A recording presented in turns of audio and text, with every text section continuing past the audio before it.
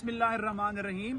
मैं इस वक्त ज़िला मुजफ्फरगढ़ तहसील कोटदू शहर सिनावा में हशमत हमीद हॉस्पिटल के बिल्कुल मद्दे मुकाबिल अपने मदरसे में ठहरा हूँ, जिसका नाम है रियाजुल जन्ना और मस्जिद का नाम है जामे मस्जिद मदनी।